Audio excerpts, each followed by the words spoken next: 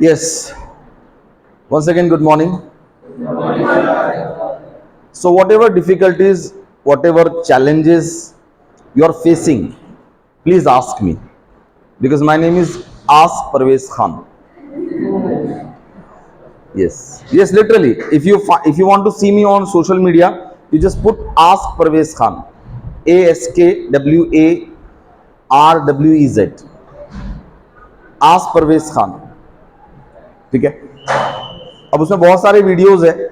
Around 500 videos I have uploaded. 500 videos जो मेरे अपने रिकॉर्डेड है और जिसमें लाइफ से रिलेटेड टॉपिक्स है, जैसे कॉन्फिडेंस है, कम्युनिकेशन है, माइंड प्रोग्रामिंग है, करियर है, इमोशंस है.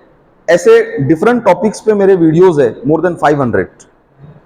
सो you can visit my YouTube channel ask Parvez Khan. ठीक है, चलिए. So now ask me, what challenges and difficulties are you facing? Mind stable कैसे रखना है? ठीक है, उसके लिए एक गोल चाहिए. गोल, ठीक है. देखिए, माइंड या पूरी लाइफ हमारी स्टेबल कब होगी? जब हमारा कोई मकसद होगा, हमारा कोई गोल होगा. और जैसे हम आमतौर से जानते हैं, गोल दो तरह के होते हैं. एक होता है शॉर्ट टर्म गोल और एक होता है लॉन्ग टर्म गोल. ठीक है, तो आपका जो लॉन्ग टर्म गोल होता है, उसको अचीव करने के लिए जो चीजें रिक्वायर्ड होती है, वो शॉर्ट टर्म गोल होता है. क्लियर है? जैसे फॉर एग्जांपल, आपको आपका एजुकेशन कंप्लीट होने के बाद आपका लॉन्ग टर्म गोल ये है कि आप एक बहुत बड़ी कंपनी में जॉब करो, वहां आपकी बहुत अच्छी सैलरी हो, आपकी पोजीशन हो, आपको बहुत सारे बेनिफिट्स हो.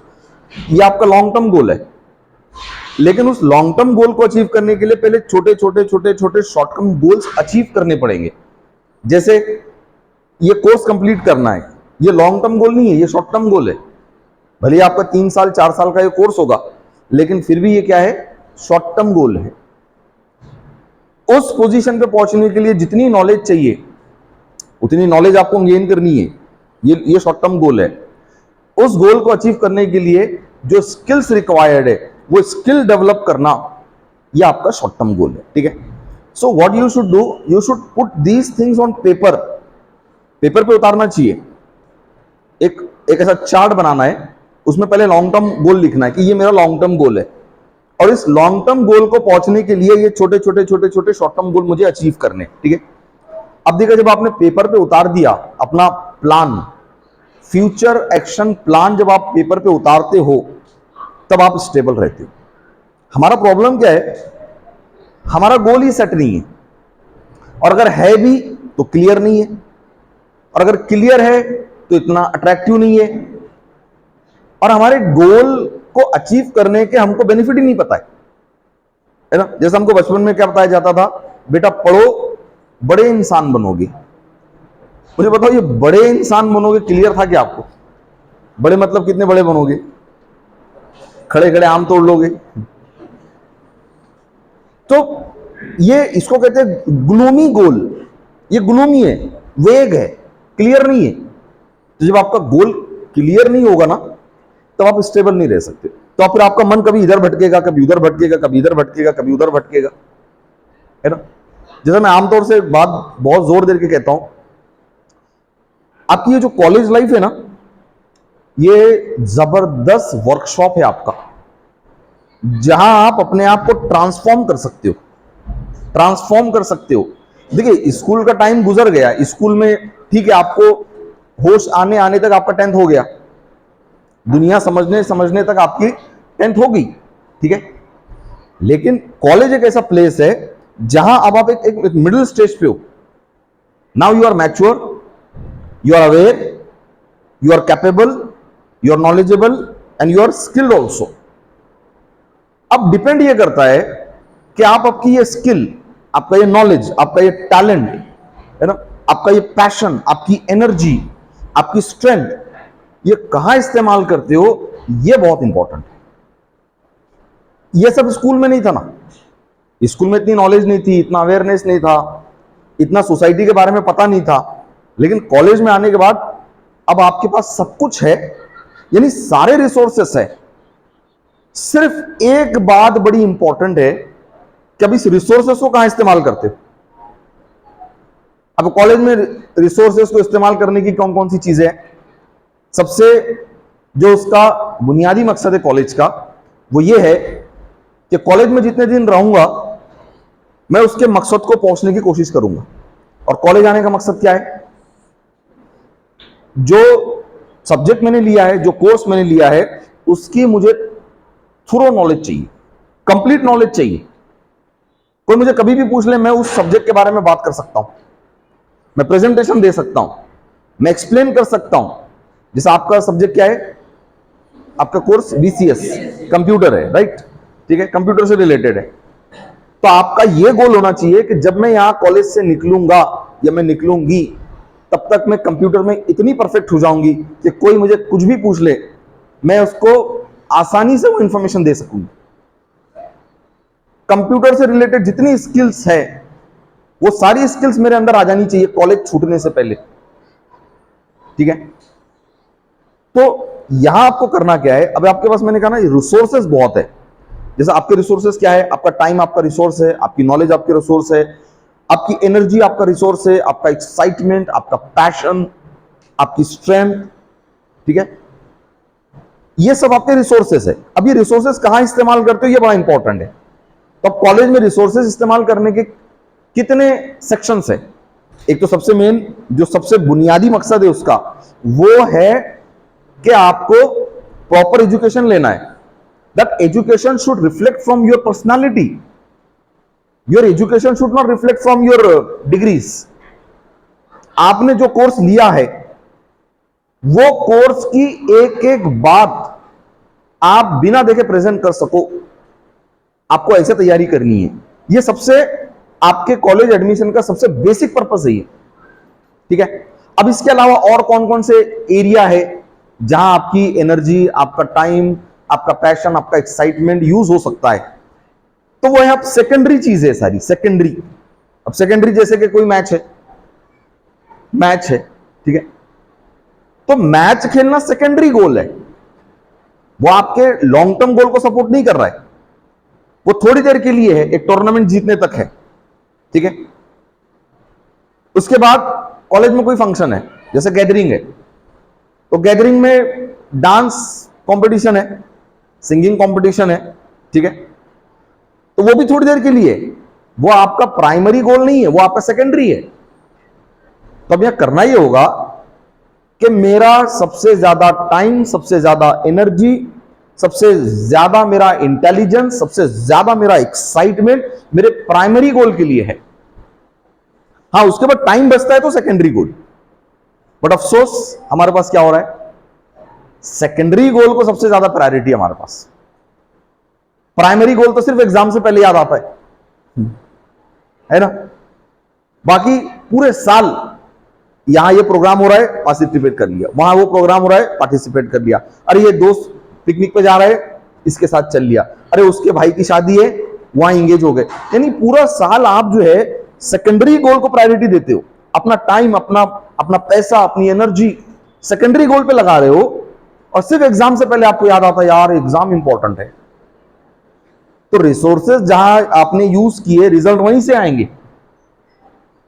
आपने अपने प्राइमरी गोल के लिए रिसोर्सेस बचा के ही नहीं रखे, तो आपके प्राइमरी गोल जैसा आप अचीव करना चाहते हो वैसा अचीव नहीं हो, ठीक है। कॉलेज में ये सारी चीजें, these are the part of your college life, है ना। ये एंटरटेनमेंट हो गया, जो भी चीज है, it is part of college, it is not the purpose of college.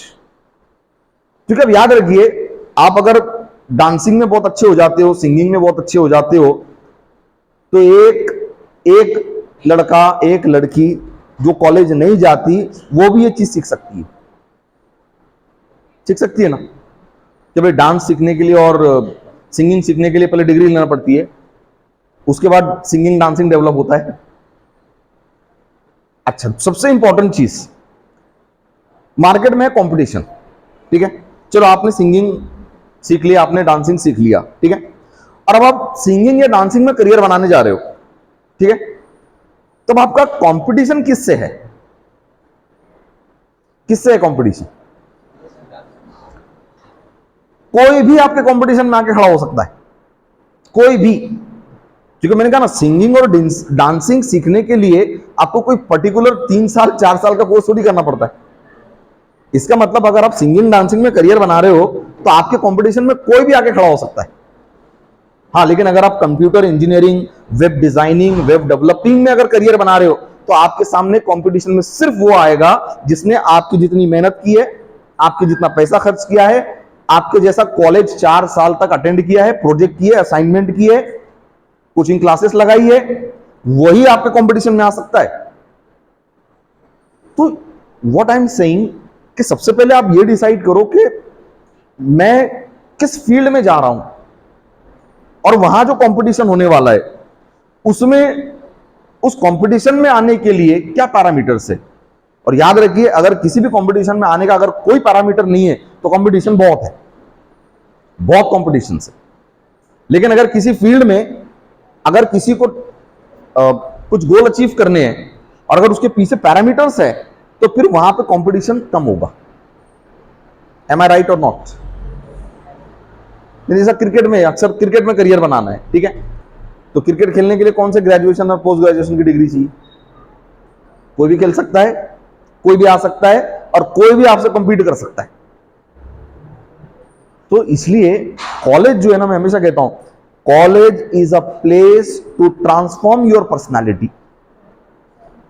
आपको यहां सिर्फ पेपर काले करने और डिग्री लेने के लिए नहीं भेजा गया है। आपके पेरेंट्स ने आपको इसलिए भेजा है ताकि आपकी ओवरऑल पर्सनालिटी ट्रांसफॉर्म हो जाए और आप में और उन लोगों में क्लियर डिफरेंस नजर आए जो कॉलेज नहीं जाते।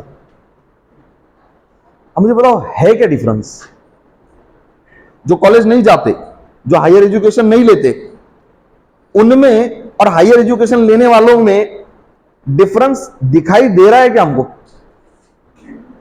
अफसोस नहीं दिख रहा है, नहीं दिख रहा है। यानी आप यहां से निकले, आप एक चाय के होटल पे बैठे, वहां पर एक दूसरा लड़का भी आके बैठा, वो मैट्रिक से आगे नहीं पढ़ा उसने, आप भी उसके बाजू बैठो और आप दोनों का कॉन्वर्सेशन चल रहा है। समझ ही नहीं आता है कौन ज्यादा पढ़ा लिखा है, समझ ही नहीं आता है। तो ये फर्क बहुत क्लियर दिखना चाहिए कि भाई तू मैट्रिक तक पढ़ा है, मैं हायर एजुकेशन मैंने किया है, तो तेरे और मेरे बिहेवियर में फर्क होना चाहिए, तेरे और मेरी नॉलेज में फर्क होना चाहिए, तेरी और मेरी स्किल्स में फर्क होना चाहिए। अगर ये फर्क नहीं है, सो बिलीव मी, आपने अपना टाइम वेस्ट किया, आपने अपने पेरेंट्स के पैसे वेस्ट किए, उनको उम्मीद पर रख के उनकी उम्मीद तोड़ दी। कॉलेज स्टाफ इतनी मेहनत कर रहा है, इतने रिसोर्सेस आप पे लगा दिया, और अगर वो डिफरेंस क्लियर नहीं दिख रहा है तो फिर आपने इन सारी चीजों को वेस्ट कर दिया। ठीक है, यानी एक एजुकेटेड में और अनएजुकेटेड के थॉट प्रोसेस में भी डिफरेंस होना चाहिए, दोनों की फीलिंग्स में डिफरेंस होना चाहिए, दोनों के बिहेवियर में डिफरेंस होना चाहिए, दोनों के डिसीजंस में डिफरेंस होना चाहिए, दोनों के इंटरेस्ट में डिफरेंस होना चाहिए। अगर ये डिफरेंस नहीं है, so I am sorry to say you are not educated, you are only degree holder, you are only degree holder. आपने एक डिग्री ले ली है बस, और वो डिग्री फाइल में बंद पड़ी है। आप जो एजुकेशन लेते हो वो एजुकेशन आपके बिहेवियर में दिखना चाहिए। अगर आपके बिहेवियर में आपका एजुकेशन नहीं दिखता है, सो आपने सिर्फ डिग्री लेने के अलावा कुछ नहीं किया। Am I right on this? ठीक है, तो स्टेबल रहना है तो गोल सेट, छोटे छोटे गोल बनाओ, 2 महीने का गोल, 6 महीने का गोल, 1 साल का गोल, 3 साल का गोल, और उस गोल के लिए अपने आप को कमिट कर दो। फर्स्ट प्रायोरिटी ये सबसे पहले, ये होने के बाद बाकी सब, ये सबसे पहले, बाकी सब इसके बाद। ठीक है, चलिए again, any more question?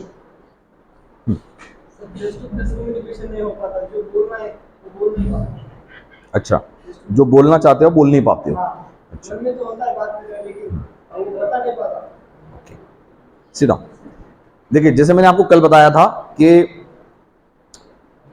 If I decide something, okay, but I don't do it.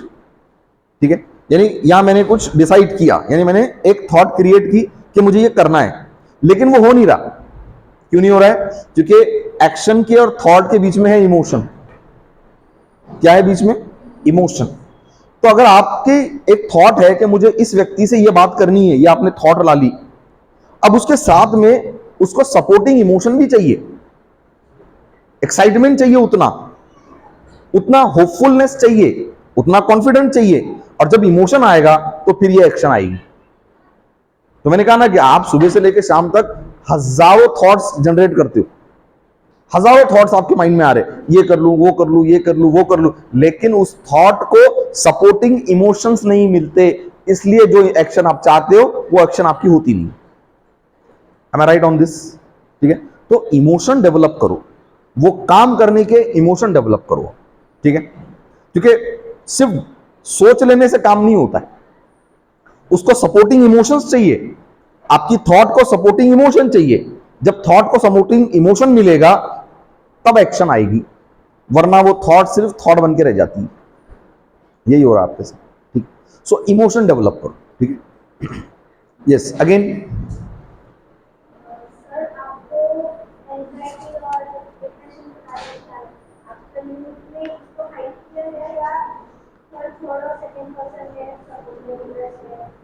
हाँ हाँ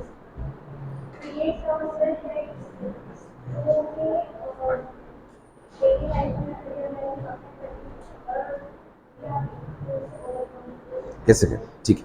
देखिए, उनका क्वेश्चन है कि एंजाइटी और डिप्रेशन होता है क्या, या इसको ओवररेट कर दिया, इसको ज्यादा हाइप दे दी है किसी ने, ठीक है। सो एंजाइटी और डिप्रेशन ये भी इमोशंस है, बट ये इमोशन की बहुत हाई इंटेंसिटी वाले इमोशंस है, हाई इंटेंसिटी वाले इमोशन, यानी ये वो इमोशन है कि अगर ये इमोशंस आपको आ गए तो अब आपका एक्शन आपके कंट्रोल में नहीं रहता। अब आप क्या कर रहे हो वो आपको भी पता नहीं चलता कि मैं क्या कर रहा हूं, मैं क्या कर रही हूं, ठीक है। जैसे फॉर एग्जांपल, आपको किसी को देखकर डर लग गया और वो डर बहुत ज्यादा लगा, तो अब ऑटोमेटिक आपकी बॉडी शिवरिंग करती है, हार्ट बीट फास्ट हो जाती है, पसीना आना शुरू हो जाता है, ठीक है। और अब आप उसके सामने बात करते समय आप स्टैमरिंग करते हो, आप हकलाते हो। मैं क्या बोल रही थी कि वो ये होता है, आप जानबूझ के कर रहे हो कि ये नहीं, ये आपकी इमोशन की जो हाई इंटेंसिटी है ये उसका रिजल्ट है। तो जब भी इमोशन की इंटेंसिटी हाई होगी, जब भी इमोशन की इंटेंसिटी हाई होगी, दो चीजें आपके कंट्रोल के बाहर हो जाएगी। एक आपकी बॉडी पे होने वाला इंपैक्ट, और दूसरा आपका बिहेवियर। ये दो चीजें आपके कंट्रोल के बाहर हो जाती। तो करना क्या चाहिए? जब भी एंजाइटी हाई हो, जब भी डिप्रेशन हाई हो, उस टाइम कोई एक्शन नहीं लेना है। Don't take any action when you are in high intense emotions. अब वो इमोशन चाहे पॉजिटिव हो या नेगेटिव हो, दोनों में खतरा है। जैसे फॉर एग्जांपल, आप किसी से डरे हुए हो और बहुत ज्यादा डरे हुए हो, तब उससे बात मत करो, उसको बोले एक 2 मिनट बैठो, अपने आप को रिलैक्स करो, पानी पियो, ठीक है। उसके बाद अपने आप को कुछ समझाओ, उस सिचुएशन के बारे में अपने आप को कुछ समझाओ, क्योंकि देखिए इमोशन की इंटेंसिटी भी हम ही हाई करते हैं और हम ही लो करते हैं। कोई दूसरा इंसान हमारे सिस्टम में घुस के हमारे इमोशन की इंटेंसिटी नहीं बढ़ाता। तो बढ़ा सकता है क्या? नहीं। जब हम किसी सिचुएशन को कोई रीजन देते हैं, वो रीजन इंटेंसिटी बढ़ाता है। So if you want to reduce the intensity of emotion, change the reason, and the intensity of emotion will be lower down, कम हो जाएगा, ठीक है। अब जब इंटेंसिटी कम हो गई तब एक्शन लो, ठीक है। तो एंजाइटी, डिप्रेशन ये सबको होता है, ठीक है। अब डिपेंड करता है, सबकी लेवल अलग अलग है, सबकी लेवल अलग है। जैसे फॉर एग्जांपल, 2 स्टूडेंट अगर एग्जाम में फेल होते हैं, एक सुसाइड कर लेता है, एक 2 दिन तक शोक मनाता है, एक बस घर गए तक उसकी सूरत उतरी रहती है, उसके बाद नॉर्मल हो जाता है। यानी तीनों के साथ वही हुआ, लेकिन तीनों के एक्शन में फर्क है। एक ने सुसाइड कर लिया, एक 2-3 दिन तक सदमे में रहा, एक 2 घंटे में नॉर्मल हो गया। तो इन तीनों में फर्क क्या है? सिचुएशन तो तीनों की सेम है, तीनों ने उस सिचुएशन को अलग अलग रीजंस दिए, इसलिए तीनों की इमोशन की इंटेंसिटी अलग है। ठीक है, अब देखिए डिप्रेशन क्या है? सैडनेस की हाई इंटेंसिटी है, यानी हमको किसी सिचुएशन में कोई चीज बुरी लगती है तो वो बुरा लगने का हाईएस्ट लेवल है वो डिप्रेशन। अब लेवल कैसे पता चलता है? जैसे फॉर एग्जांपल देखिए मैं समझाता हूं। फॉर एग्जांपल आपने एक नया पेन खरीदा, 50 रुपए का पेन था, वो गुम हो गया। आपको दुख होता है? होता है ना। 50 रुपए का पेन भी मतलब मामूली थोड़ी है। 50 रुपए का पेन आपका गुम हो गया, आपको दुख होता है, ठीक है। और 50,000 का फोन गुम हो गया, 50,000 का फोन, आपका आईफोन, अगर वो गुम हो गया अभी भी दुख होता है। तो दोनों दुख में क्या फर्क है? इंटेंसिटी। सिंपल, दोनों में डिफरेंस क्या है? इंटेंसिटी। 50 रुपए का पेन घुमा, कम इंटेंसिटी का दुख है। 50,000 का फोन घुमा, हाई इंटेंसिटी का दुख है। तो यहां पे इमोशन सबको आते हैं। ऐसा नहीं है कि आपको दुख नहीं होता या आपको गुस्सा नहीं आता है। आपको गुस्सा भी आता है, आपको दुख भी होता है, आपको डर भी लगता है, लेकिन हर एक के इमोशन की इंटेंसिटी में डिफरेंस है। अब एंजाइटी और डिप्रेशन किसका नजर आता है? जिसकी इंटेंसिटी हाई होगी उसका दिक्कत आता है, जिसकी इंटेंसिटी कम है उसका दिक्कत नहीं आता है। क्योंकि जैसे मैं फिर रिपीट करता हूं, जब इमोशन की इंटेंसिटी हाई होती है तो वो बिहेवियर में नजर आती है। इमोशन की इंटेंसिटी जब हाई होती है तो वो बॉडी पर नजर आती है ना। जैसे फॉर एग्जांपल कोई अगर बहुत ज्यादा डिप्रेस्ड है, बहुत ज्यादा डिप्रेस्ड है, और आपने उसको जाके पूछा चल कैंटीन जाते हैं, नाश्ता करते हैं, अब उसकी आवाज से ही पता चलेगा वो कितना दुखी है। अगर उसकी आवाज ऐसी निकलती है, नहीं यार तू जा, मैं आता हूं, है इंटेंसिटी बहुत हाई है। और अगर वो इसी बात को इस तरह से रिस्पॉन्स करे, आपने कहा चल कैंटीन चल जाते हैं, नाश्ता करके आते हैं, और अगर उसकी आवाज ऐसी है, नहीं तू जा, मैं थोड़ी देर से आता हूं, काम है मेरे को, ये भी दुखी है लेकिन इसकी इंटेंसिटी कम है, जो उसकी आवाज में नजर नहीं आ रही। ठीक है। या फिर बिहेवियर, जैसा कि इसको बहुत ज्यादा दुख हुआ तो रोते बैठा है, रोते बैठा है। जिसको इंटेंसिटी कम है वो रो नहीं रहा है, उसकी सूरत उतरी हुई, अकेले बैठा है, ठीक है, बात नहीं कर रहा है किसी से, हाँ वो भी दुखी है। जो रो रहा है वो भी दुखी है, जो रो नहीं रहा है वो भी दुखी है, लेकिन दोनों की डिफरेंस क्या है? इंटेंसिटी। ठीक है। तो एंजाइटी और डिप्रेशन होता है और सबको होता है, तो उसको बढ़ाने की और कम करने की जिम्मेदारी हमारी है, कोई और नहीं करता है इसको। ठीक है। I hope I answer the question. Again any more question? How to control your mind? First of all, we can control mind, we can control mind. Mind control नहीं होता है, माइंड सिर्फ लीड होता है, लीड, उसको direction मिलता है खाली। यानी माइंड एक ऐसा प्रोसेस है, आप सो गए ना तब भी चलता रहता है। Mind is never ending process. जब तक आपकी सांस चल रही है तब तक माइंड चल रहा है। यहां तक कि आपको पता है ना, जो लोग कोमा में चले जाते हैं उनका पूरी बॉडी डेड हो जाती है, बट माइंड चलता रहता है, माइंड चलता रहता है ना।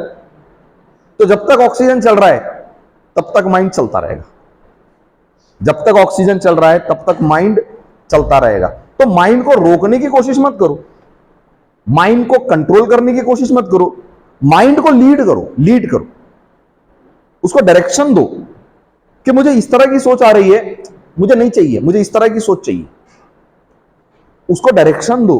ठीक है। क्योंकि देखिए माइंड पर कोई फिल्ट्रेशन नहीं है कि आप ये इंफॉर्मेशन आने देंगे, ये इंफॉर्मेशन नहीं आने देंगे। माइंड पे कोई बटन भी नहीं है स्विच ऑन स्विच ऑफ का। क्या बोलेगा यार, अभी मैं क्लास में हूं, बाहर की सोच वाला माइंड बंद कर दो, स्विच ऑफ, नहीं हो सकता है। सो माइंड को कंट्रोल नहीं करना है, उसको लीड करना है, उसको डायरेक्ट करना है, उसको डायरेक्शन देना है, ठीक है। सो कंट्रोल नहीं होगा, ठीक है। जैसे मैं अगर आपको कहूं, मैं अभी आपको कहता हूं कि वो बाहर आदमी जो चीजें फेंक रहा है ना, उसके बारे में बिल्कुल मत सोचो।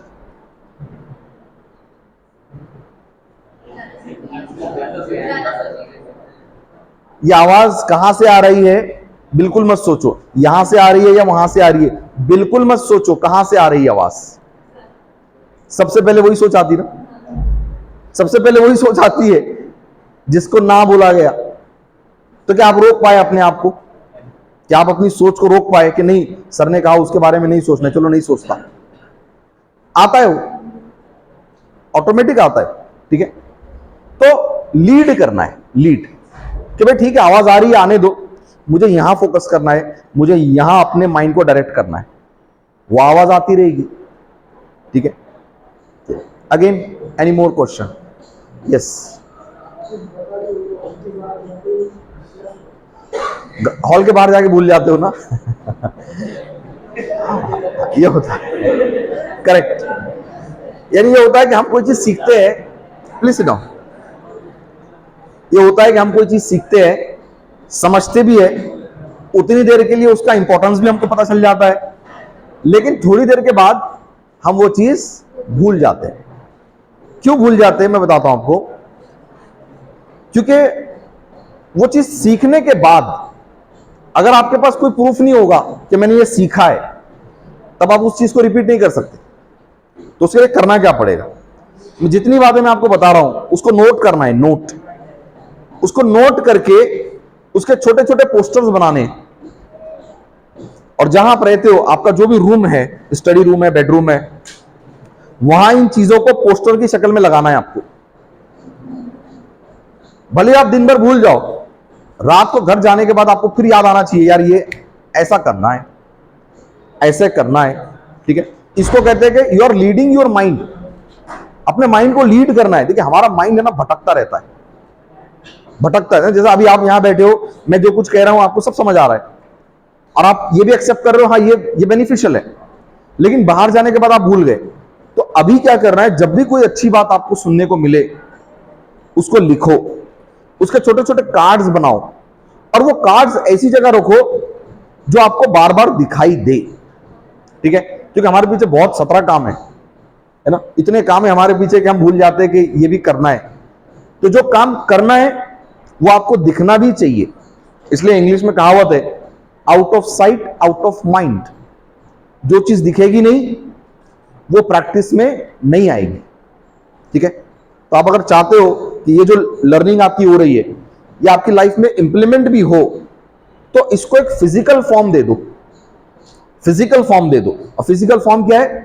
कार्ड्स, छोटे छोटे कार्ड्स बनाओ और उसको अलग अलग जगह अपने रूम में लगा के रखो, तब जाके आप उसको इंप्लीमेंट करोगे, ठीक है। Again any more question? Yes.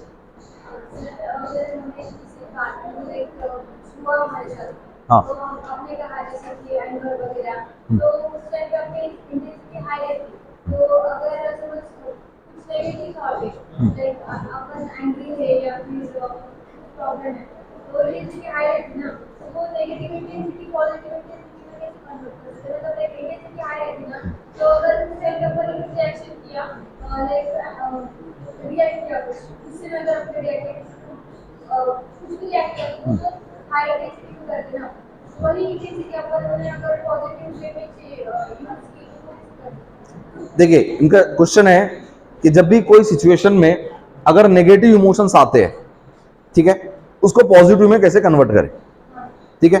Negative emotions आते हैं, नेगेटिव इमोशंस आते हैं, उसको पॉजिटिव में कैसे कन्वर्ट करें। तो जैसे मैंने कल भी बताया था शायद आपको, इमोशन के ताल्लुक से 3 चीजें।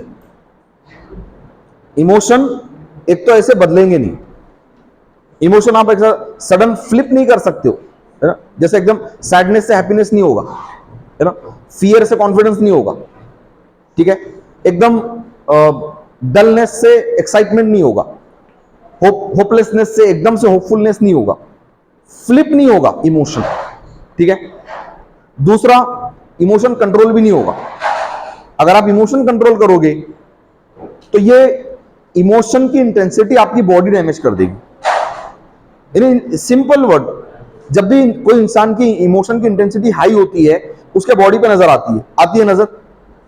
यानी जो बहुत ज्यादा डरा हुआ है वो शिवरिंग करता है, कोई बहुत ज्यादा डरा हुआ है उसका चेहरा उतर जाता है, कोई बहुत ज्यादा सैड है उसकी आवाज बदल जाती है। इसका मतलब आपका इमोशन आपकी बॉडी पे इंपैक्ट छोड़ता है, ठीक है। अब अगर ये इमोशन को आपने खूब जमा कर करके रखा, खूब दबा दबा के रखा, उसको रिलीज ही नहीं किया, तब ये इमोशन क्या करता है, आपकी बॉडी डैमेज कर देता है। इसलिए आप देखो, यानी मैंने जैसे कहा ना कि more than 80% decisions, non accidental decisions, 80% non accidental decisions are caused by stress. Stress की वजह से अक्सर बीमारियां जो लंबी चली जा रही है, जिसका कोई इलाज ही नहीं हो रहा है, वो स्ट्रेस की वजह से। इतना स्ट्रेस हमने जमा करके रखा है अंदर, और अब वो स्ट्रेस क्या कर रहा है, बॉडी डैमेज कर रहा है, बॉडी डैमेज कर रहा है। होता है ना ऐसा, जब अभी आप किसी सिचुएशन में अगर आप बहुत ज्यादा टेंस हो, भूख नहीं लगती, नींद नहीं आती, तो भूख नहीं लगना, नींद नहीं आना, यानी ये आपके सिस्टम पे अटैक है, आपके सिस्टम पे अटैक है ना। तो किसने अटैक किया, इमोशन ने।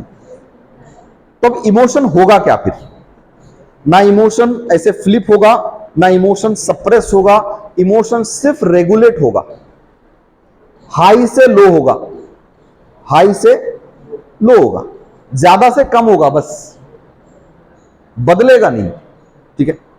और जिस सिचुएशन में जो इमोशन आने हैं उसको लेकर आ जाओ, वरना होता क्या बताऊं मैं आपको।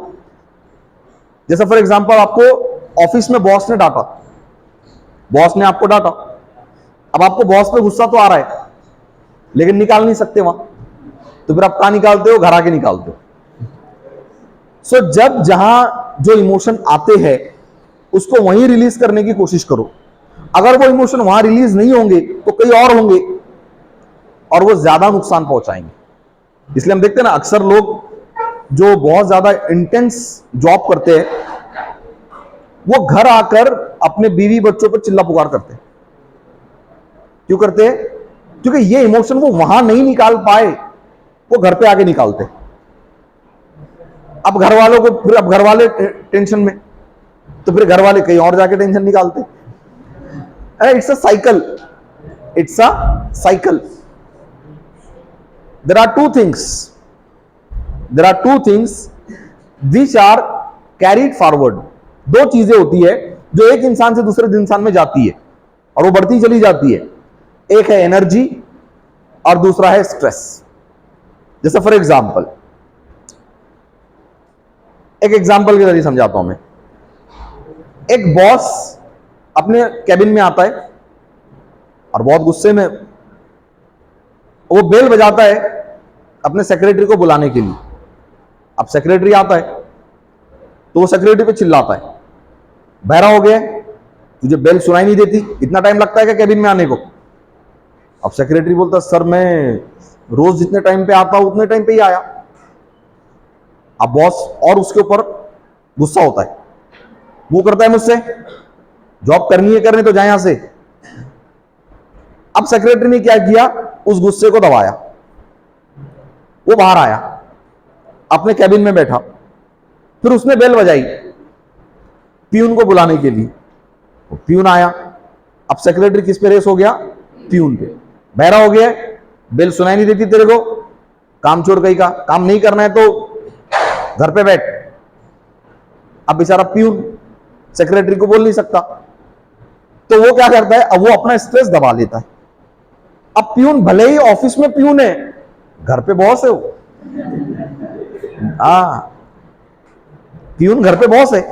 अब वो घर आता है और घर आने के बाद उसकी वाइफ को कहता है खाना निकालो। अब वाइफ खाना लेकर आती है, वाइफ पे चिल्लाता है, इतना टाइम लगता है क्या, होटल से गई लाने गई थी क्या? तो वाइफ कहती है रोज जितने टाइम में लाती है उतने टाइम में लाई, मुझसे मुंह करती है क्या, जा तेरे बाप के घर।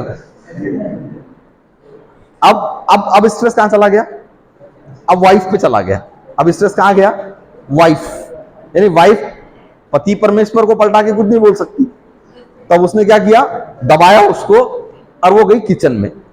अब उन्हें देखा किचन में बच्चा डब्बे में कुछ ढूंढ रहा है, तो जाके दिया उसको जोर से, चल निकल यहां से, तू खाना बनाएगा क्या, आना नहीं अब किचन में।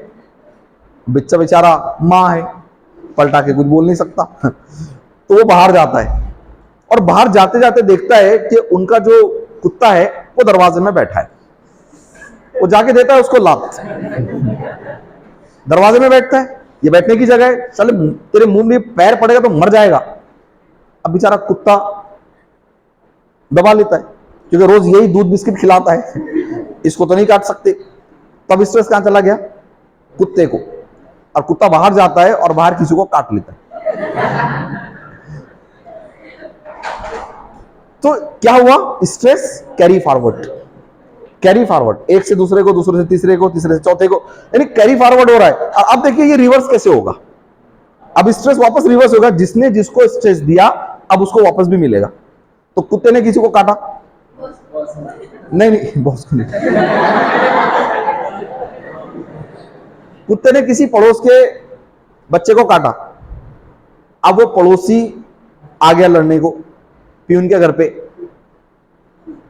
कि तुम्हारे कुत्ते ने हमारे बच्चे को काट लिया, अब इसको पूरा खर्चा उठाओ, हॉस्पिटल ले जाओ, इसका इलाज कराओ।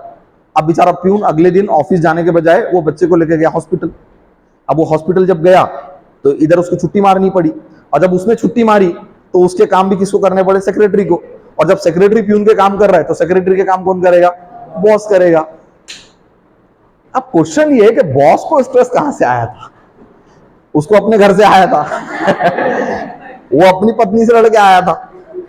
अब पत्नी को कहां से आया, वो बहुत लंबी चेन है फिर, ठीक है, ठीक है। अब देखो पत्नी को स्ट्रेस मिलेगा क्योंकि जब बॉस सेक्रेटरी के काम कर रहा है तो अब ऑब्वियसली अब बॉस को घर जाने में लेट हो जाएगा, और जब बॉस घर लेट पहुंचेगा तो अब वापस स्ट्रेस किसको पहुंचा, पत्नी को पहुंचा। तो यानी स्ट्रेस जहां से शुरू होता है कभी कभी वहां वापस भी जाता है, ठीक है। So what you should do, break the chain, break the chain. अगर आपको किसी सिचुएशन में किसी बात की वजह से स्ट्रेस आता है उसको वहीं रिलीज कर दो, उसको आगे मत ले जाओ, वरना ये चेन चलती रहेगी, ठीक है। और कभी वक्त होता ये भी है कि आपको स्ट्रेस एक छोटे से नुकसान की वजह से हुआ था और वो स्ट्रेस आपने किसी और को दे दिया, उसने बड़ा नुकसान कर दिया, होता ना ऐसे, ऐसे होता है कि आपको स्ट्रेस छोटी सी वजह, छोटे से नुकसान की वजह से आया था, लेकिन वो स्ट्रेस आपने किसी और को दे दिया, उसने आपका बड़ा नुकसान कर दिया। जैसे होता है ना अक्सर रोड पे जो झगड़े होते हैं, भाई कार वाले को बाइक वाले ने धक्का दिया, कार वाले का क्या हुआ, छोटा सा स्क्रैच आया होगा या उसका पीछे से बोनट थोड़ा सा बेंड हुआ होगा। अब कार वाले ने क्या किया मालूम, बाइक वाले को निकल के गाली दे दी। अब उसको मालूम ही नहीं ये बाइक पे है, मतलब गरीब नहीं है ये डॉन है वहां का। तो जब कार वाले ने बाइक वाले को गाली दी, क्योंकि नुकसान थोड़ा सा हुआ था, स्क्रैच हुआ था, लेकिन अब उसने जिसको गाली दी वो वहां का डॉन निकला, उसने पूरी गाड़ी फोड़ डाला। आप क्या करता कर, गाली तो तूने दे दिया, ठीक है। अब उसको जब मालूम पड़ा कार वाले को यार इसका कुछ नहीं कर सकते, तो कार वाले को नुकसान कहां से हुआ, स्ट्रेस की वजह से, यानी उसने क्या किया, ज्यादा निकाल दिया। तो कभी वक्त ये भी होता है, ठीक है। और दूसरी चीज जो ट्रांसफर होती है वो है एनर्जी, एनर्जी भी ट्रांसफर होती है, एनर्जी भी ट्रांसफर होती है।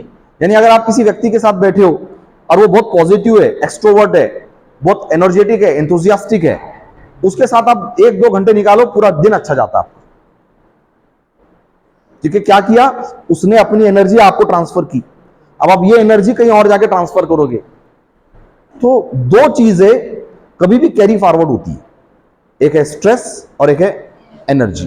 तब आप अपना अपना जायजा ले आप लोग कि मैं दिन भर जिसके साथ रहती हूं मैं दिन भर जिसके साथ रहता हूं वो क्या ट्रांसफर कर रहा, वो अपना स्ट्रेस ट्रांसफर कर रहा है या अपनी एनर्जी ट्रांसफर कर रहा है? क्योंकि अक्सर होता है ना, यानी दो फ्रेंड है, एक बेचारा बहुत अच्छा है, खुश मिजाज है, लेकिन दूसरा बड़ा टेंस में रहता, वो अपने सारे टेंशन इसको सुना रहा है, तो क्या कर रहा है, वो अपना स्ट्रेस इसको ट्रांसफर कर रहा है। तो भी अच्छा खासा इंसान ये भी स्ट्रेस हो जाता है। सो चेक, जहां आप रहते हो, जिन लोगों के साथ आप रहते हो, वो क्या ट्रांसफर कर रहा है, एनर्जी ट्रांसफर कर रहा है या स्ट्रेस? एक दो बार उसको वार्निंग भी दो कि भाई देख बहुत हो गया, तू अपने रोना ना मेरे पास आके मत रोया कर। एक दो बार उसको वार्निंग दो, उसके बाद उसको पनिशमेंट भी दो, नहीं मुझे नहीं मिलना तेरे से, मुझे नहीं मिलना। तू आ जाके अपने दुखड़े मेरे को सुनाता है। अब मैं भी दुखी हो जाता हूं, करना पड़ेगा, यानी कोई और आपकी प्रॉपर्टी में घुस के पूरा तहस नहस कर दे रहा आपको, तो क्लियर वार्निंग, देख भाई मैं एक बार सुन लिया, दो बार सुन लिया, इससे ज्यादा नहीं यार, इससे ज्यादा नहीं। यानी मैं अपने घर से खुशी खुशी आता हूं और तू मुझे डिप्रेस कर देता है। ठीक है, और ऐसे लोगों के साथ टाइम बिताओ जो एनर्जी ट्रांसफर करते हैं, खुश मिजाज है, हैप्पी गो लकी है, ठीक है, पॉजिटिव बात करते हैं, मोटिवेट करते हैं, इंकरेज करते हैं, लाइफ को एंजॉय करते हैं। ठीक है, ऐसे लोगों के साथ रहो, बिकॉज दे ट्रांसफर एनर्जी। ठीक है, जैसा अभी मैं आपकी ट्रेनिंग ले रहा हूं, मेरी ट्रेनिंग लेने के बाद आपको डल फील होता है या आपको ऐसा एनर्जेटिक फील होता है? एनर्जेटिक फील होता है ना। अब अगर मैं ये ट्रेनिंग अगर ऐसे दूं, एकदम डल मैनर में दूं, बहुत ही डल मैनर है ना, जैसे मैं चेयर लेके बैठ जाऊं और एक बुक खोल के एक उसमें लिखते बैठूं और उसको लिखते लिखते मैं आपको ट्रेनिंग अगर दूं एकदम लो टोन में, जैसे career is very important, you should take care of your career, okay, write down, फिर आप लिखते बैठे, फिर 5 मिनट के बाद मैंने कुछ कहा, okay so we will learn about interview, interview is very important, so write down, फिर आप लिखते बैठ गए। यानी मैंने क्या किया, मैंने अपना डलनेस आपको ट्रांसफर कर दिया। अब आप जब यहां से निकलोगे तो आप डल फील करोगे। ठीक है, तो समझ में दो चीजें ट्रांसफर होती है, एक तो एनर्जी और दूसरा स्ट्रेस। ठीक है, चलिए, आई hope I answer your question again. Yes, stage पर जाकर बोलने का कॉन्फिडेंस कहां से आएगा? स्टेज डेयरिंग बहुत बड़ा वर्ड हो गया। डेयरिंग ना सिर्फ मारने और मरने को लगता। ये डेयरिंग की क्या जरूरत है यहाँ पे? यानी रोज बाहर जाते समय यहाँ चढ़ के जाते हैं ना तुम लोग। उसको डेयरिंग लगती है क्या? मुझे पता, रोज आप क्लास से बाहर जाते हो तो यहां से चढ़ के जाते हो ना, तो उसके लिए डेयरिंग लगती है। आपको ऐसा लगा क्या? यस, अब मैं चढ़ रहा हूं, अब मैं चढ़ रहा हूं, इतने डेयरिंग की जरूरत पड़ी। तो देखिए, स्टेज पे खड़े होकर बात करने के लिए जो वर्ड यूज करते हैं ना, स्टेज डेयरिंग, तो डेयरिंग बहुत बड़ी चीज है। डेयरिंग लगती है किसी को मारने के लिए या मार खाने के लिए। और मुझे बताओ, स्टेज पे आने के बाद कौन सा मारामारी हो रही है? कोई मारामारी हो रही है स्टेज पे? कुछ भी तो नहीं हो रहा है। ठीक है, एक्चुअली प्रॉब्लम यह है कि अगर आपको स्टेज पे खड़े रहकर बात करनी नहीं आती है तो आपने अपने आप से कुछ ज्यादा ही एक्सपेक्टेशन लगा के रखी। मैं जाऊंगा तो ऐसे ही जाऊंगा, मैं करूंगा तो ऐसे ही करूंगा, और इन लोगों ने मेरे साथ ऐसे ही बिहेव करना, अगर ऐसा बिहेव नहीं करेंगे तो मैं नहीं जा रहा। कंडीशंस लगाते हम, कंडीशन। तो अगर स्टेज पे खड़े होकर अगर आपको बात करना सीखनी है तो पहले सारे कंडीशन निकालो। मैं जाऊंगा, मैं स्टेज पे बात करूंगा, जो होगा होगा। सबसे पहले आपको यह सीखना पड़ेगा, no condition, I will go on stage, I will perform according to my preparation. Audience से तो कोई उम्मीद नहीं मेरे को। हाँ, कोई हंसेगा, कोई कमेंट पास करेगा, कोई डिस्टर्ब करेगा, I am ready for that. Problem यह है कि हमने इतने कंडीशंस लगा के रखे हैं, मैं स्टेज पे तो जाऊंगा, बस किसने मेरे को देखना नहीं, सबने अपनी नजरें नीचे रखना है ना, या फिर मेरे को घूरना नहीं, मेरे को देख के हंसना नहीं। ठीक है, मैं जो बोल रहा हूं उसको खामोशी से सुन लेना, बीच में किसी ने कमेंट नहीं करना। यानी इतने कंडीशंस हम लगाते हैं, इसलिए हमको स्टेज पे आने से डर लगता है। Just remove the conditions and then you will perform very good. ठीक है। अब देखिए, मैं अक्सर कहता हूं हमारे पास जितने अनपढ़ लोग अच्छे स्टेज पे बात करते, पढ़े लिखे भी नहीं करते उतनी अच्छी बात। हमारे पास जो अनपढ़ लोग हैं वो जितनी अच्छी स्टेज से बात करते, पढ़े लिखे भी नहीं करते। पता है क्यों? क्योंकि पढ़ा लिखा है ना 50 चीजों में कंफ्यूज है। ये करूं कि वो करूं, ये करूं कि वो करूं, ऐसा करूं कि वैसे करूं, ये बोल दूं कि वो बोल दूं, क्योंकि मेरे पास इंफॉर्मेशन बहुत है। अनपढ़ के पास एक ही बात है और उसको कोई कंफ्यूजन नहीं है। वो उसको पता है मुझे बस यही बोलना है, बस वो आता है और बोलकर चला जाता है। और आप कंफ्यूज हो क्योंकि आप पढ़े लिखे हो ना, आपके माइंड में 50 चीजें हैं, तो आप कंफ्यूज हो, ये बताओ कि ये बताओ, ऐसे बताओ कि ऐसे बताओ। लेकिन एक अनपढ़ को, जाहिल को कोई कंफ्यूजन नहीं है। वो आता है, उसके पास एक ही चीज है, वो बताकर चला जाता है। इसलिए आप देखो, यानी अक्सर हमारे पास जो आपके है ना गली मोहल्ले के जो भावी नगर सेवक कितने खतरनाक होते हो, हाँ स्टेज पे आ गए तो बस स्टेज छूटता ही नहीं उनसे। ठीक है। लेकिन वहीं अगर आप किसी टीचर को, कोई प्रोफेसर को अगर बोलो तो वो बेचारा आता है, अपना 2 मिनट 5 मिनट में खत्म करके चला जाता है। तो ये प्रॉब्लम ये हो रहा है कि the idiots are very clear, the educated people are confused, ये करूं कि वो करूं। ठीक है। बट इडियट जो है ना, वो अपनी जो उसकी बेवकूफी है वो लेकर आता है, वो प्रेजेंट कर देता है। अब अक्सर सुनने वाले भी बेवकूफ है तो उनको पसंद भी आ जाता है। ठीक है। सो स्टेज पे जाने की जो है ना, उसके कुछ ट्रिक्स है, कुछ टेक्निक्स है, वो आपको सीखने पड़ेंगे। ठीक है। लेकिन सबसे बेसिक चीज मैंने बता दिया, रिमूव द कंडीशंस। ना अपने आप से कंडीशन रखो, ना दूसरों से कंडीशन रखो, and then you will perform very well. ठीक है। आप देखो, कभी चाय, अगर आप होटल में बैठ के चाय पीते हो, वो अनपढ़ की आवाज पढ़े लिखे से ज्यादा होती है। कभी देखा आपने? जैसे आप होटल में बैठे चाय समोसा खाने के लिए और आपके बाजू में कोई टीचर बैठा है। अब वो टीचर अगर उसको काउंटर पे कुछ बोलना है तो बेचारा धीरे से बोलता है, भैया 2 चाय भेजो ना। अब उसको सुन ही नहीं आया, इसको वहां जाकर बोलना पड़ता है। लेकिन वहीं पे एक झाड़ू मार रहा है, झाड़ू मार रहा है, अब वो इतनी जोर से चिल्लाता था, ए चला ना, वो लेकर आता है। तो यहां प्रॉब्लम क्या है? जो पढ़ा लिखा तबका है वो कंफ्यूज है, और जो अनपढ़ है वो क्लियर है। मेरे को ऐसा करना है, इसके बाद क्या होगा मुझे नहीं मालूम। तो आवाज में कॉन्फिडेंस, आवाज में समझ में आता। ठीक है। अगेन,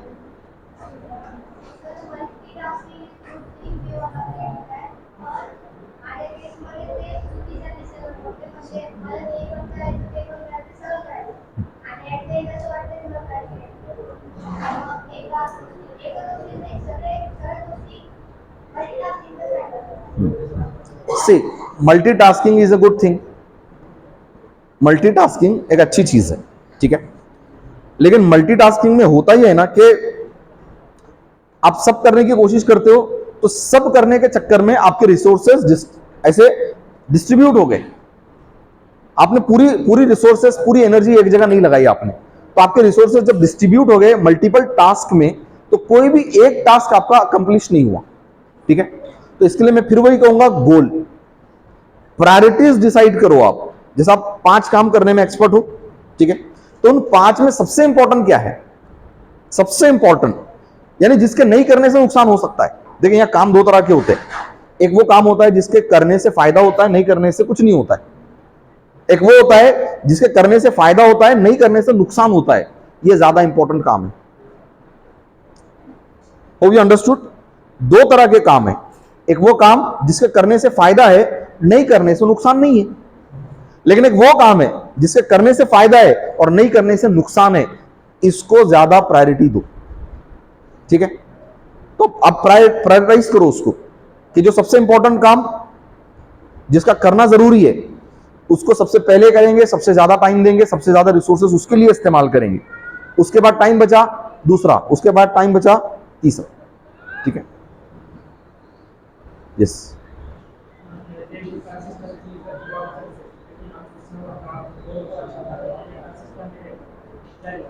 कंसिस्टेंसी के लिए मैंने वही कहना, पहले तो गोल सेट होगा, गोल अचीव करने के आपको बेनिफिट याद रहेंगे, नहीं करने के नुकसान याद रहेंगे, ठीक है, और वो गोल आपको अट्रैक्ट करते रहना चाहिए। तब उस गोल को अचीव करने की जो प्रोसेस है उसमें आप कंसिस्टेंट रहोगे, ठीक है। यानी फॉर एग्जांपल अगर आप देखते होंगे यूपीएससी एमपीएससी प्रिपरेशन करने वाले बच्चे 8-8 घंटे 10-10 घंटे पढ़ते, ठीक है, अपने से 1 घंटा नहीं पढ़ा जाता, ठीक है, तो फिर वो 8-8 घंटे कैसे पढ़ रहे?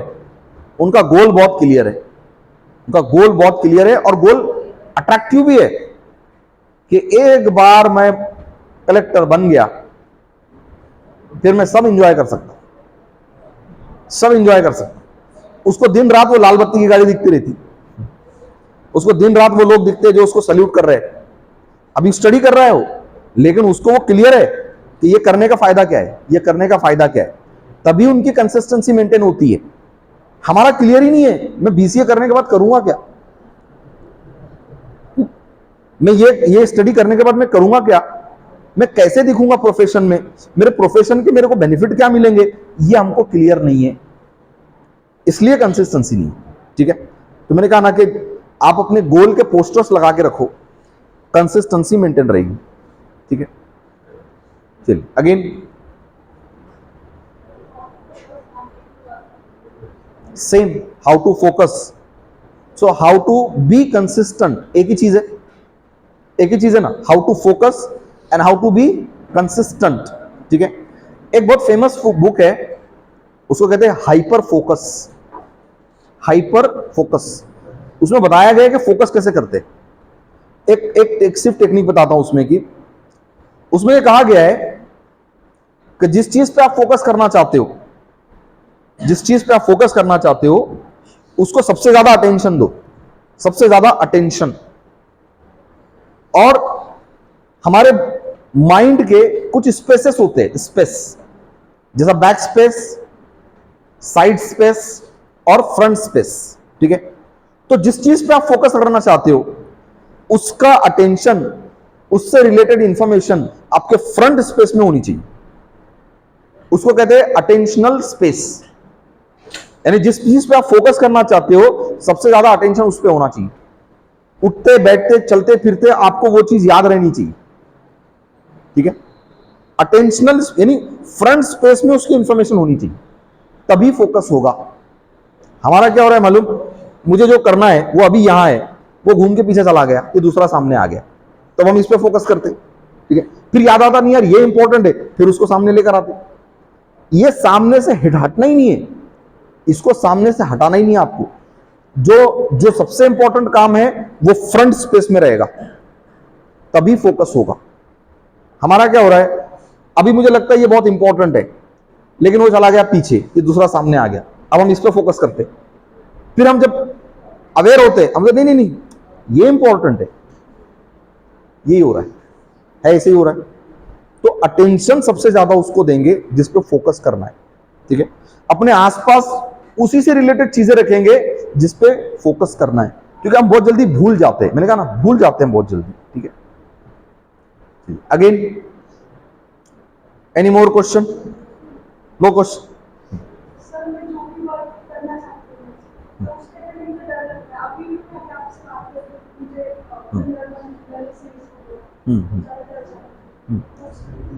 ये इसलिए होता है कि हमारा जो इवैल्यूएशन होता है ना वो रॉन्ग होता है। इवैल्यूएशन क्या होता है? रॉन्ग। जैसे फॉर एग्जांपल आप मुझसे बात करने से पहले आपको डर लग रहा है, क्यों डर लग रहा है? क्योंकि आपका इवैल्यूएशन ये है कि मैंने अगर बात की और अगर मैंने कुछ गलत कहा तो सब हंसेंगे, या तो सब हंसेंगे या सर खुद बोलेंगे ये क्या पूछ लिया तुमने, यही था, ठीक है। और मैं जो पूछ रही हूं वो सही है या नहीं है, पूछूं या नहीं पूछूं, ये इवैल्यूएशन चल रहा था आपका, ठीक है। वहीं अगर आप ये इवैल्यूएशन करते कि he is there to train us, इनसे नहीं पूछेंगे तो किससे पूछेंगे, अगर आपका ये इवैल्यूएशन होता कि ये सर हमारी ट्रेनिंग के लिए ही तो है और ये पूछ रहे बार बार पूछो पूछो पूछो, तो चलो पूछते हैं। अगर आप ये इवेल्युएट करते तो शायद आप बहुत आसानी से पूछ लेते, आपको उतना नर्वसनेस नहीं आता, आपको उतना एंग्जाइटी नहीं होती। ठीक है, तो हम क्या कर रहे हैं मालूम, चीजों को रॉन्ग इवेल्युएट कर रहे हैं। जब इवेल्युएशन रॉन्ग होता है तो रॉन्ग इमोशन जनरेट होते हैं। जब इवेल्युएशन राइट होगा तो राइट इमोशन डेवलप होंगे और तभी एक्शन आएगा। ठीक है, डन।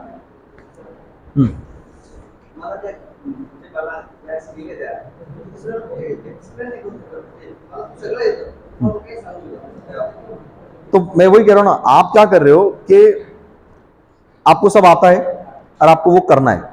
ठीक है, अब ये करने के लिए जो फोर्स आपको चाहिए, जो एक्साइटमेंट चाहिए, जो इमोशन चाहिए, वो आप डेवलप नहीं कर रहे हो, बल्कि उसके बजाय आप दूसरे इमोशंस लेकर आ रहे हो। डर, यानी ये काम आपको आता है और आपको करना है, लेकिन बीच में क्या है, फियर।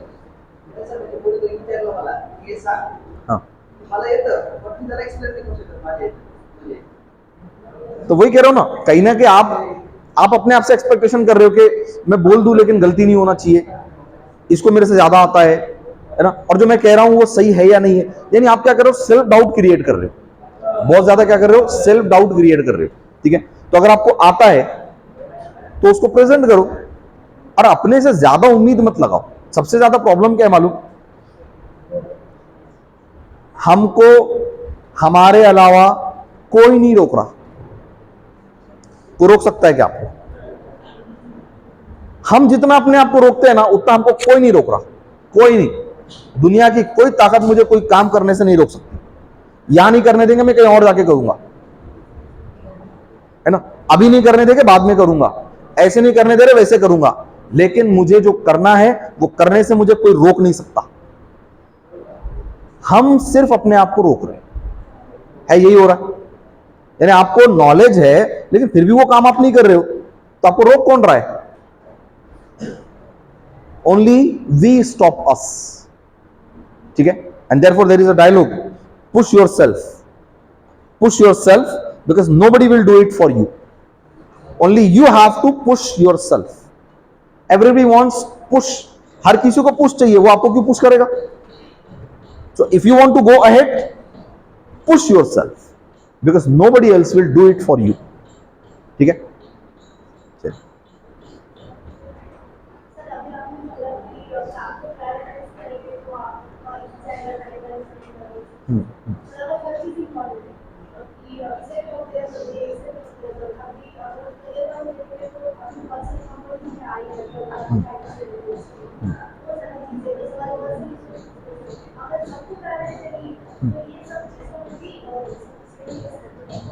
देखिए, सारे काम इक्वली इंपॉर्टेंट नहीं होते, हो ही नहीं सकते। मुझे बताओ, आप दिन भर में जितने काम करते हो, क्या सब इक्वली इंपॉर्टेंट है? बिल्कुल नहीं है। जैसे फॉर एग्जांपल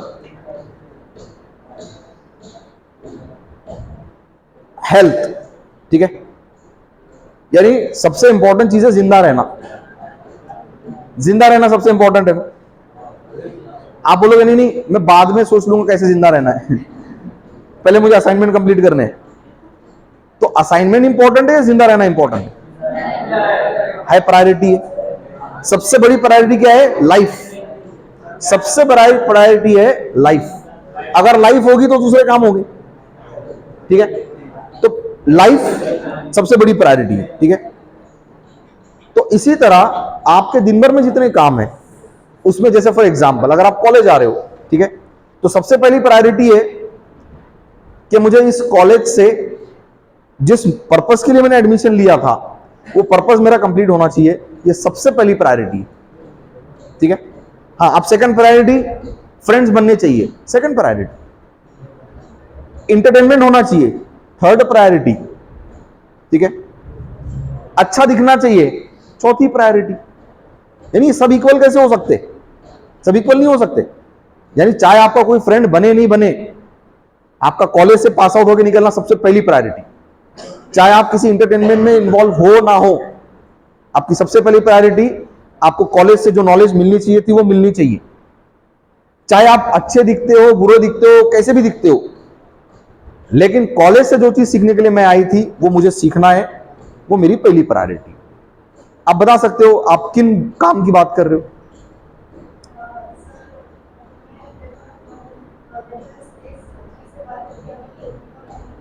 सॉरी,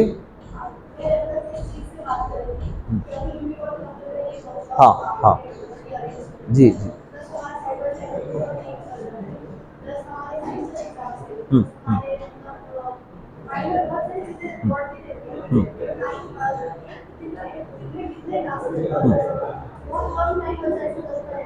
तो इसमें देखिए फ्लेक्सिबिलिटी लानी पड़ेगी, फ्लेक्सिबिलिटी, ठीक है। जैसे आपका सेमेस्टर, सबसे ज्यादा प्रायोरिटी सेमेस्टर की। सेमेस्टर एक बार आपने एग्जाम दे दिया, जो रिजल्ट आ गया वो दोबारा नहीं आने वाला, ठीक है। रूबिकॉन जैसी ट्रेनिंग आप बाद में भी ले सकते हो, ठीक है। कैंपस इंटरव्यू अगर आ रहा है वो बाद में भी आ सकता है, ठीक है। तो यहां सबसे पहली प्रायोरिटी है सेमेस्टर, ठीक है। हाँ, लेकिन अब आज रूबिकॉन की ट्रेनिंग हो रही है और आप सेमेस्टर की तैयारी के लिए रोज 2 घंटे पढ़ते हो, ठीक है। अब ये 3 दिन आप नहीं पढ़ पाए, तो ये ट्रेनिंग खत्म होने के बाद आपको आपके स्टडी आवर्स में कुछ तो भी इंक्रीमेंट करना पड़ेगा, कुछ इजाफा करना पड़ेगा कि मैं रोज 2 घंटे पढ़ती थी अब 2.5 घंटे पढ़ूंगी, ठीक है। फिर इंटरव्यू आ गया, आपने अब क्या किया, रूबिकॉन की ट्रेनिंग अटेंड करने के लिए जो सिलेबस का टाइम कम किया था वो थोड़ा सा बढ़ाया, उसको कवर किया और अब आप वापस ट्रैक पे आ गए। अब कैंपस इंटरव्यू आ गए, अब इंटरव्यू की तैयारी करनी है, इंटरव्यू देने, तो फिर आपको क्या करना पड़ रहा है, आपके सेमेस्टर में से टाइम कम करना पड़ रहा है। तो कम करो, यहां इसको टाइम देकर ये काम कंप्लीट करो, वापस सेमेस्टर का टाइम बढ़ा दो। यानी समझ रहे हो आप, आपको ट्रैक्स पे चलना है कि ये आपका मेन ट्रैक चल रहा है, ठीक है। थोड़ी देर के लिए ट्रैक पे आए, वो काम कंप्लीट किया, वापस ट्रैक पे चले गए, ठीक है। तो फ्लेक्सिबिलिटी रखेंगे, फ्लेक्सिबिलिटी, ठीक है। मैं ये ऐसा नहीं होगा कि सेमेस्टर, अब चलो इंटरव्यू, कंपनी आ गई, अब क्या एग्जाम देना, कंपनी में आप सेलेक्ट भी हो गए तब भी ये सेमेस्टर उस कंपनी से ज्यादा इंपॉर्टेंट है, जो कि कंपनी एक गई दूसरी मिल सकती है, दूसरी गई तीसरी मिल सकती है। सेमेस्टर में अगर आप फेल हो गए या लो परसेंटेज आ गया, तो दोबारा एग्जाम देके वापस वही परसेंटेज आप बढ़ा सकते हो क्या? नहीं बढ़ा सकते। तो ऐसे प्रायोरिटाइज करेंगे कि जो काम एक ही बार होगा, दूसरी बार नहीं होगा, और जो मेरे लाइफ टाइम के लिए मेरे साथ जुड़ जाएगा, वो सबसे ज्यादा इंपॉर्टेंट है। अब मैं समझता हूं वो है सेमेस्टर, क्योंकि एक बार एग्जाम दे दिया, अब जिंदगी भर के लिए आपके साथ जुड़ जाएगा कि आपने इस एग्जाम में इतना मार्क्स लिए थे। इंटरव्यू कोई नहीं पूछने वाला कि तुम इंटरव्यू में क्यों फेल हुए थे, तब आप सेलेक्ट हो गए, आपके इंटरव्यू में फेल होने वाला लोग भूल जाएंगे। जैसे मैं आज एक इंटरव्यू में फेल होता हूं तो उस दिन तक लोग बोलेंगे फेल हो गया, फेल हो गया, फेल हो गया। दूसरी कंपनी में सेलेक्ट हो गया, अब भूल जाएंगे मैं फेल हुआ था। लेकिन आपके एकेडमिक में जो रिकॉर्ड्स है वो जिंदगी भर आपकी फाइल में रहेंगे आपके साथ। इस तरह से प्रायोरिटाइज करें, ठीक है। Yes, again any more question?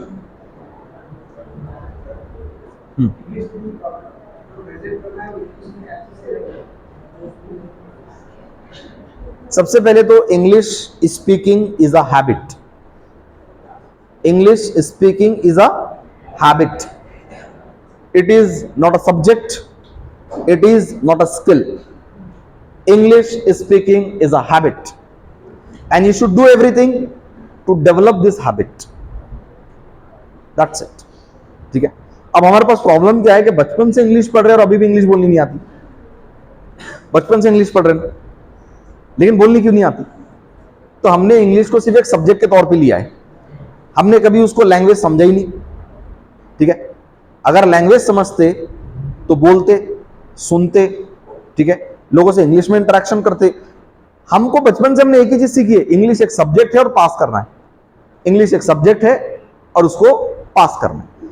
पास करने के बाद भूल जाते थे, फिर बस हो गया, इंग्लिश का पेपर हो गया। फिर अगले साल वापस एग्जाम से पहले पहले याद आता था इंग्लिश। तो ऐसे थोड़ी ना इंग्लिश आएगी। आपको अपनी डेली लाइफ में चाहे एग्जाम हो ना हो, आपको इंग्लिश में बात करते रहना चाहिए, इंग्लिश सुनते रहनी चाहिए, इंग्लिश में इंटरेक्शन करते रहना चाहिए। Means English speaking should be your habit, then only you can develop a very good English speaking ability, ठीक है। And therefore we have some courses, actually अक्सर स्पोकन इंग्लिश क्लासेस होती है, ठीक है। अब होता यह है कि बच्चा वहां पे जाता है, 3 महीने 6 महीने साल भर कोर्स करता है, उसके बाद भी उसको इंग्लिश बोलनी नहीं आती, तो फिर उसने क्या सीखा? देखो, उसने खाली ग्रामर सीख लिया, उसने इंग्लिश के स्ट्रक्चर सीख लिए, उसने कुछ वर्ड्स मीनिंग सीख लिए, तो उसको लगता है मेरे को इंग्लिश आ गई। खाली ग्रामर आ जाने से, स्ट्रक्चर समझ लेने से और वर्ड्स के मीनिंग समझ लेने से इंग्लिश बोलना नहीं आती। इंग्लिश बोलने के लिए एक फीलिंग्स की जरूरत होती है, एक फीलिंग चाहिए, एक एटीट्यूड चाहिए, एक माइंडसेट चाहिए और एक कंटिन्यूअसली पुश करने वाला फोर्स चाहिए, तब जाके इंग्लिश स्पीकिंग की हैबिट डेवलप होती है। ठीक है। So we also run English speaking classes, है ना। हम उसको कम्युनिकेटिव क्लास कहते हैं, आमतौर से जो स्पोकन इंग्लिश कहते हैं हम उसको कहते हैं ये कम्युनिकेशन क्लास, और वो हमारे मेथड्स बहुत अलग अलग है। यानी हमारे इंग्लिश स्पीकिंग कोर्स में टीचिंग 5% है, सिर्फ 5%, 95% हम प्रैक्टिस कराते हैं, practice. So what we are doing, we don't teach you English, we try to develop your English speaking habit.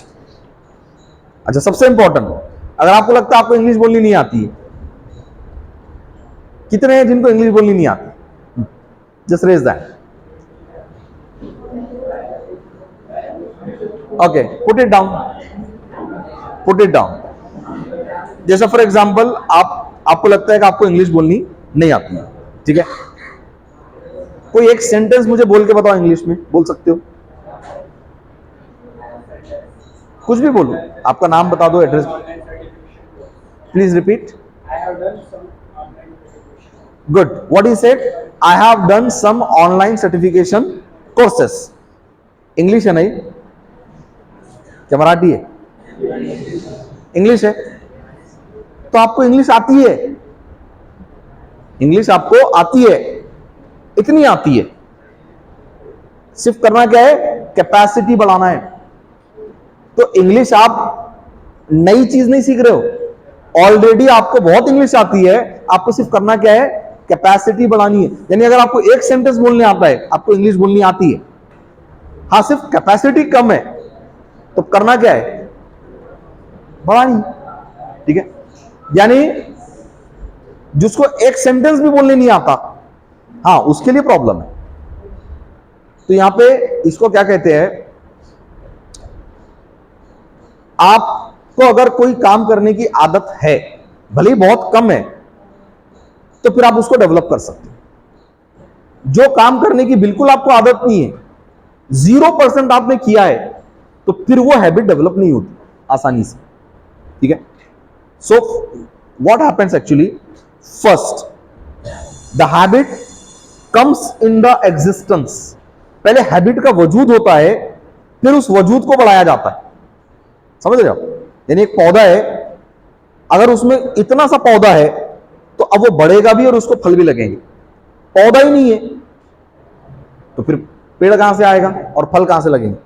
So habit ऐसी होती है, कम से कम इतनी तो भी हैबिट होनी चाहिए आपके अंदर, 1%, फिर उसको 100% कर सकते हैं। ठीक है। तो इसलिए मैं कह रहा हूं ना, आप में से कोई ऐसा नहीं है जिसको इंग्लिश नहीं आती। You all know how to speak English, only capacity is less, so you need to increase the capacity. ठीक है। Again anything? No question?